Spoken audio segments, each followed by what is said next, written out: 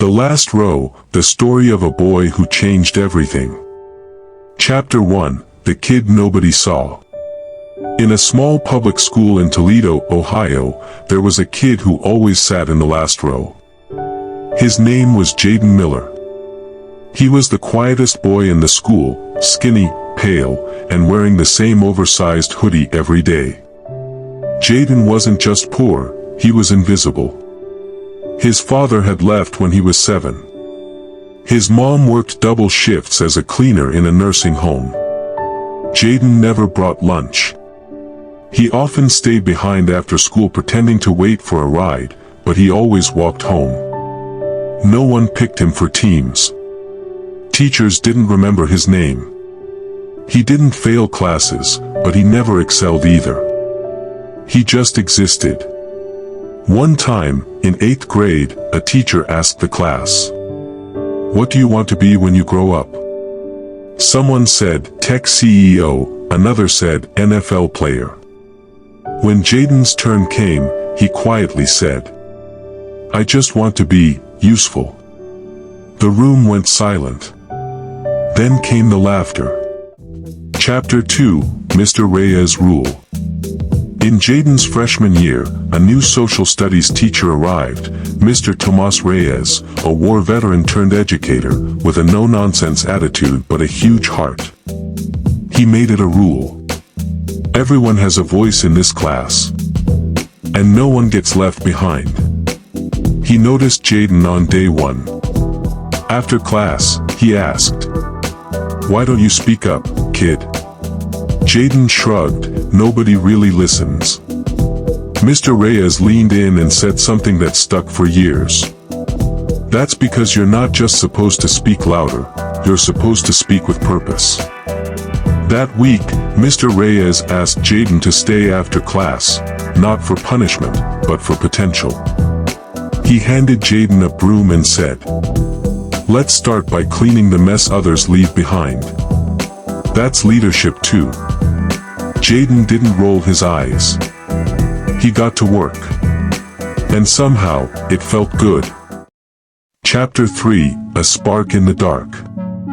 As weeks passed, Mr. Reyes kept finding small ways to involve Jayden, organizing books, fixing projectors, helping a student with autism. Jayden became the go-to, quiet helper. Not loud. Not popular. But respected in silence. Then, one cold December night, Jayden's mom collapsed from exhaustion. With no health insurance, the hospital bills stacked up. Jayden stopped coming to school for 3 days. On the 4th day, Mr. Reyes drove to Jayden's house. In the dim apartment lit by a single bulb, Mr. Reyes left a $500 envelope and whispered, "No one ever helped me when I needed it. I'm not letting that cycle continue." Jayden didn't say thank you. He cried. That night, he wrote in a notebook, "One day, I will do for others what he did for me." Chapter 4, The Last Row Rises. When the school announced a statewide Youth Innovation Challenge, most students ignored it. But Jayden saw an opportunity. His idea? A mobile tutoring van, one that would park near homeless shelters, community centers, and trailer parks, helping kids like him who had nowhere else to learn. He built the pitch deck himself. Recruited 2 classmates. Borrowed a suit for the presentation. And won. Local news called him the Quiet Reformer. Grants poured in. A startup nonprofit was born, Back Row Ed. His classmates began whispering, "That's Jayden. From the last row. Yes. That's him." Chapter 5, The Goodbye Letter. Life, though, isn't a straight road. In Jayden's senior year, Mr. Reyes was diagnosed with stage 4 cancer.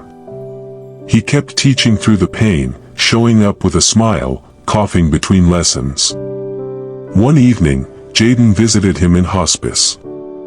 Mr. Reyes handed him a sealed envelope. "Don't open this until your first day running the van," he said. Weeks later, Mr. Reyes passed away. On launch day, as the van rolled into its first stop, a trailer park on the edge of Detroit, Jayden opened the letter.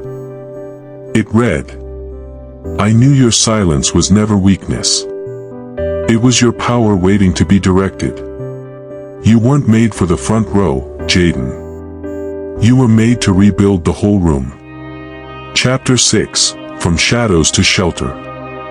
Jayden turned down college offers to grow his mission.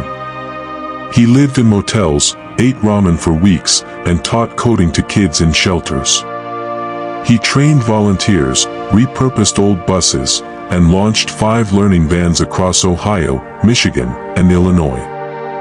He partnered with ex-cons, single moms, and school dropouts, not just to help them, but to hire them. He became a quiet revolutionary, never on TV, but known in every broken neighborhood he visited. Jayden once said in an interview, "I wasn't rescued. I was noticed. That's all some kids need. One person to notice." Chapter 7, The 10-Year Reunion. 10 years after graduating, Jayden was invited to his high school reunion. The gym was full of success stories. Doctors, lawyers, tech entrepreneurs. Everyone wore tailored suits and AirPods. Jayden walked in wearing his usual hoodie. A little cleaner now, but still simple. He stood in the back, quietly. When it was his turn to speak, the crowd expected something short. Instead, he stepped to the mic and said, "Most of you don't remember me. I was the kid who didn't speak. But now I run a nonprofit that's taught 13,000 underprivileged kids to read, code, and dream. I didn't become rich. I became useful." Silence. Then, every person stood and clapped. Some cried. Jayden returned to the last row and smiled. Final message. Some kids don't need a rescue. They need a reason. They don't need pity. They need purpose. Every last row is filled with kids who could change the world, if just one person turns around to see them.